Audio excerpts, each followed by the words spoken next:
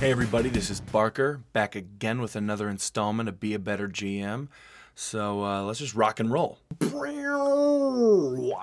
We've got an awesome video for you today. Not even messing around. Not even messing around. I was doing some thinking and it was about something.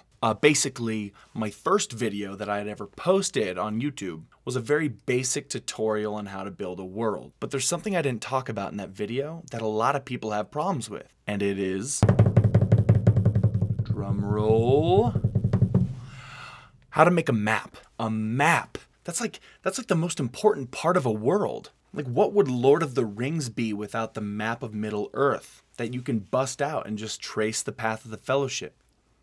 Because that's a really interesting thing to do. And if you haven't done it, then you're just a dumb face. For all you Song of Ice and Fire fans out there, the map of Westeros is dope. I bust it out during the show all the time. The intro credits to that show are based on a map. Even if you don't watch the show, you should check it out because it's pretty cool. And you should also watch the show or, read the books. If you feel like you are an emotional masochist. Oh yeah. This microphone is really powerful. So whatever your favorite world might be, it always comes with a map, whether it's from a role-playing game, a TV show, movie, book, comic book, all of those things at the exact same time. For some reason, people have a lot of difficulty getting the map on paper. So let's fix this problem and make a map right now. So right now, go grab yourself a piece of paper and a pencil. If you have colored pencils or markers, that would be better so we can color code some stuff. But it doesn't even matter. I'm using a program on my computer that I'm going to screen capture and do some magical you see the screen stuff so you can follow along with what I'm doing. Keep in mind though, you don't have to make exactly what I make. All right, I want you to make your own stuff because we're here to learn. Because we're here to learn. Because we're here to learn. Because we're here to learn.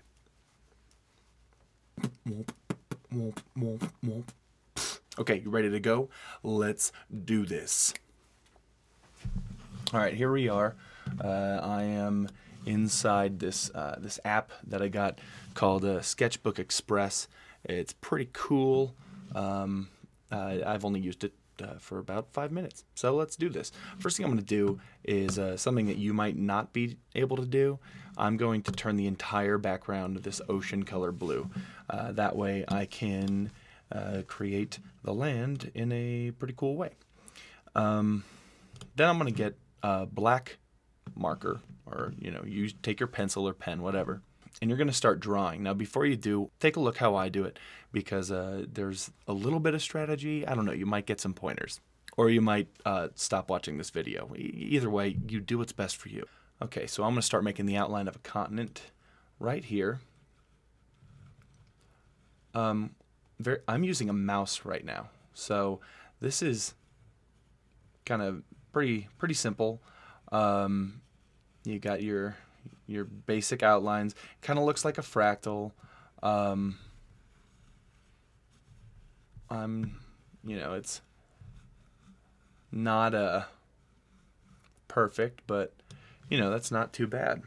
Okay, so then I'm going to take the fill tool and I'm going to pick like a gray, some sort of.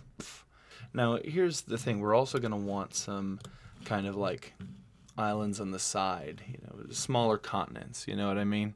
Now, when you draw these, think about the actual Earth. The continents on Earth fit together like puzzle pieces. If you were to put South America and Africa together, they would pretty much fit. So we want to do the same thing here. So kind of, doesn't have to be exact, and it shouldn't be exact, but it should be relatively close. There's one there.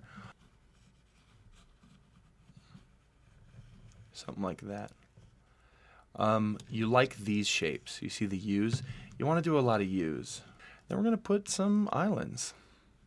fill in some blanks. You know, nothing too massive, but something small. That looks like a penis. You don't want a penis-shaped island. That's just asking for it from your players. Inside these little kind of like cul-de-sacs, that's where you want to put islands. Maybe even just like a small one. Like we can do something with that later. One small island. Let's move it closer though. Maybe like a watchtower type of island or something. Pretty neat. Let's fill in the rest of these.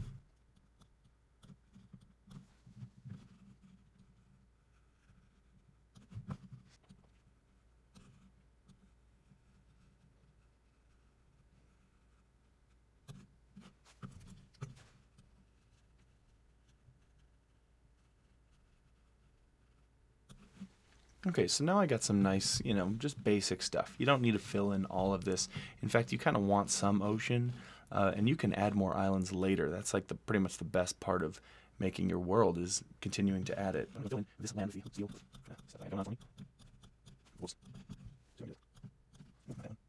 This is our world. So basically, you're drawing messy, kind of like this. Grip your pencil or your pen a little extra hard, and then just kind of do this number where you don't even think about where you're going. Just do it. I don't even know what I'm doing anymore. So the next thing we're going to do is make some mountains. Now when you start making mountains, you don't really just want to put them every single place you can. In the real world, in the Earth as we know it, mountains and mountain ranges are caused by tectonic movement. So I want you to look at your map and look at the place where your continent is broken up. Let's take a look. You can see easily here. This is where it's broken up, right? Even down here too. It's almost like this continent, these tectonic plates are moving that way, right? And you can go ahead and draw arrows. Sometimes it helps me. So let's say like this whole shelf is moving into this one.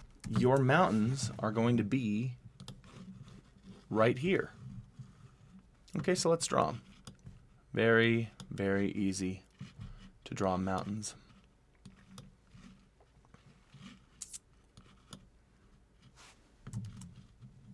Now as you get near the edge of this thing, you want to start putting in hills. Just kind of like little waves. It's not just like, you know, nothing and then mountains, okay? You got your hills, a few more going down this way. So it kind of divides this whole continent kind of in half almost. And then we'll go over here, you know, and put some mountains over here. So you don't want to put a hill like right in the middle of mountains. And if this is moving this way, then, you know, there's going to be some mountains here. Maybe not huge, but they'll be there. You know, in the future, that might actually make like a defensive position for some sort of town right in that area. All right, so we got our mountains and our hills. We got our kind of separation between these, you know, the big continent and this kind of archipelago here, and, you know, smaller continent and big island right here. It's up to you how big this is, honestly. I mean, you might want this land right here to be like an eighth of your entire world. It might be, you know, a huge world. Okay, so now we're gonna move on to the next part, rivers, some water features. I like that ocean color, that was good. When you start making your rivers, the easiest way to go about this is to look for these U's. See these? Remember I talked about these earlier? Look for the big U's, okay? And start kind of building deltas.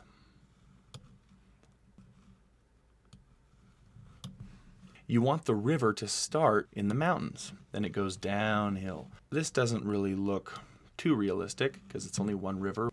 So what we're going to do is we're going to follow the river down and add some new branches. That's kind of a tight turn there, so it's probably going to go off this way. And you know what? That's probably going to form a smaller little delta thing there. Let's put one here, but I don't want it to go anywhere. And you don't want all your deltas to look the same, right? You want creativity in there. One more. That's pretty cool. But yeah, we got a lot of rivers here. Pretty simple stuff. Go just with wherever your hand moves. I mean, that's the strategy. Strategery. Cheers. Let's add some lakes. Basically, I want you to find a place on your map where there are a lot of rivers kind of coagulating in one place. Time out. I am not entirely sure if I just used the word coagulating correctly, but it sounds really good. We are going to create lakes. Hope you're pausing this video whenever you need to, because you probably should be. I don't know why that's that. Okay, yeah, there's a lake there. I like the idea of maybe adding a small lake in this little intersection. Now we're going to go to, oops, I suck. Now we're going to put in forests. Remember, forests contain trees, and unless your world is, you know, abnormal, which would be perfectly fine, you should put your forests around water so they can grow. So here's an example of what I'm going to do. I'm going to start down here. There. And it's okay to do them in like blocks, you see.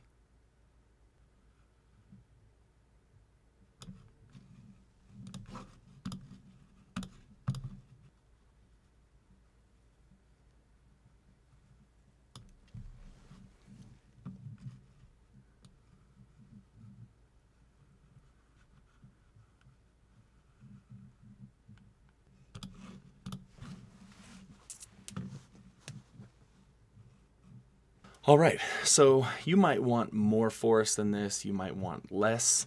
It's totally your call. I mean, I can't stress that enough. It's your world. As you can see here, I created kind of a single location that's pretty forested. Then I put some more forest up here, you know, a little bit there. I created kind of a big northern forest here, some patches down here, and this entire island, that was fun for me, in my mind, because this entire island is forest, so who knows what's there. Okay, so we got the forest there. You know what? I'm going to take a darker green, and I am going to turn some of these forests into jungles. I like that. I like this whole area being a jungle. Very treacherous. Did you hear that? That was the water heater. That freaked me out, man. This microphone. Okay, so next, pick kind of like a brown or yellow. This whole area is going to be desert. Just inhabited very sparsely.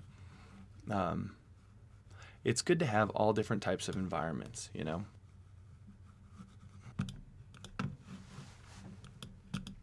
So there you have it. You got some forests, some jungles, some desert here, rivers. I mean, pretty much the basic foundation for a really great world. Little something, something for the kids. And honestly, there you have it. That is step one for making your map. It's easy, so much easier than a lot of people think. Basically, all you got to do is just do it. The strange thing about motivation when it comes to being a GM is that in order to get motivation, you sometimes have to pretend you already have it. I really hope that makes sense. If you can pump yourself up, then there's nothing that can stop you. All right, so I'm going to save this. And I'm going to call this Azulian. If you don't know, azul is Spanish for blue. I've been busting out the Rosetta Stone. ¿Qué está haciendo? Estoy leyendo. Este es mi caballo. Yo tengo 3 perros y un gato. Leche. Leche, leche, leche, leche.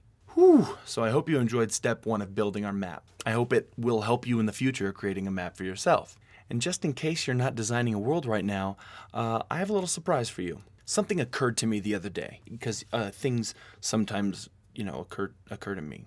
There are 2 reasons why my channel has been so successful. First and foremost, you guys, all of you, you are amazing. I wish I could see your faces. I'm serious. I wouldn't be able to do this without you. You give me motivation. It's awesome. Thank you. The second reason this channel has been successful has been the YouTube RPG Brigade. It's crazy, loco. Living a vida loca. And among other things, the YouTube RPG Brigade helps people make videos, gives them feedback on their videos, is always there for advice when I need it or when anybody needs it. There's tons of stuff. I mean, I could go on for days. But the one thing that the YouTube RPG Brigade, that is difficult to say, doesn't have is a world, is a high fantasy genre world imagined by the Brigade, designed by the Brigade, played by the Brigade. And this includes you, as long as you're like a nice person. So I thought it would be cool to actually kick this idea off and have all of us create a world together. So all that said, we're gonna have a contest on my channel right here, right now. You have just learned step 1 of drawing up a map of a world. I want you to do what we just did. Outlines of some land masses, mountains, hills, archipelagos, rivers, lakes, deltas, etc., forest, jungle, ice caps, any natural land masses. We'll get to the people and the cities and the countries later on. For now, just do the natural land masses. What do we do when we finish our map, Barker? You're so wise. When you finish your map, you can do one of a few things. First thing, you can email it to me at this email address. Easy peasy, lemon squeezy. That was weird. Option number dos. You can send it to me right here on YouTube in a private message. And I'm now doubting that they'll actually allow you to post pictures. But I mean, everyone's got an Instagram. How else will you take pictures of your food? And for the third option, you can even post a YouTube video in response to this one showing me your world. A video might be cool because then you could explain the thought process that went into making it. We're going to do a whole spree of these kinds of contests. I am going to be picking out prizes for the winners, and for this first submission, the prize will be this. A handmade native New Mexican Navajo flute. A lot of you know I'm a musician. I'm a collector of like eclectic stuff like this. And I know some of you might be thinking, I'm not a musician. And that's okay, because the next time one of your players loots a treasure chest, you can have them find this. I honestly have no idea how to play it, but I do know how to sterilize it, which is what I will do before I mail it off to the winner. For those of you who are more fiscally inclined, I will inform you that this is an $85 value. So that's that, ladies and gentlemen. Thanks for tuning in to Be a Better GM. Again, you guys are awesome. All of you who have subscribed, thank you so much. Anyone who watches my videos, gives me feedback, thank you so much. Lastly, as always, if you have any questions, post them down below in the comments, because that's what the comments are for. Otherwise, double tap peace, Godspeed.